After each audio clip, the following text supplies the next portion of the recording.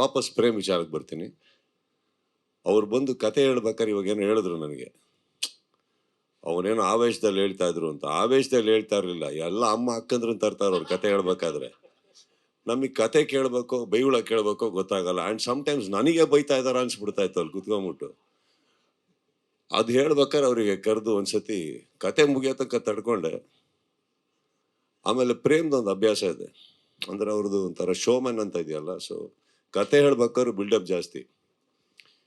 ಒಂದು ಕತೆ ಹೇಳ್ತೀನಿ ಅಂತಾರೆ, ಫಸ್ಟ್ ಡೈಲಾಗ್ ಒಂದು ಹೇಳ್ತಾರೆ, ಕಂಟಿನ್ಯೂ ಮಗ ಅಂತಾರೆ. ಅಲ್ಲೆಲ್ಲೋ ಓಡಾಡ್ತಾ ಇರ್ತಾರೆ. ಸಡನ್ ಆಗಿ ಅವ್ರದ್ದೇನೋ ಒಂದು ಲೈನ್ ಮಿಸ್ ಆಗುತ್ತೆ, ಅದೆಲ್ಲ ಬಾ ಅಂತ ಬರ್ತಾರೆ. ಮತ್ತೊಂದು ಡೈಲಾಗ್ ಹೇಳ್ತಾರೆ, ಕಂಟಿನ್ಯೂ ಮಗ ಅಂತ.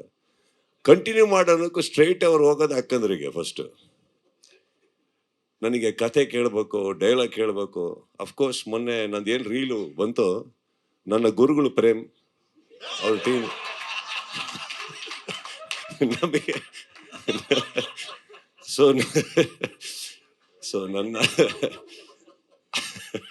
ನೋಡಿ, ಈ ಡೈಲಾಗ್ ಫಸ್ಟ್ ಸೆಲೆಬ್ರೇಟ್ ಮಾಡಿದ ವ್ಯಕ್ತಿ ತಾನೆ, ಕರೆಕ್ಟಾ? ಸೊ ಗುರುಗಳಾದ ಪ್ರೇಮ್ ಅವ್ರಿಗೆ ಈಗ ನಾಳೆ ಸೆಮಿಫೈನಲ್ಸ್ ಅಲ್ಲಿ ಏನಾರ ಬಂದ್ರೆ ಅದಕ್ಕೆ ಇವರೇ ಇನ್ಸ್ಪಿರೇಷನ್. ಅದರಲ್ಲಿ ನಮ್ದು ಏನು ಇರಲ್ಲ.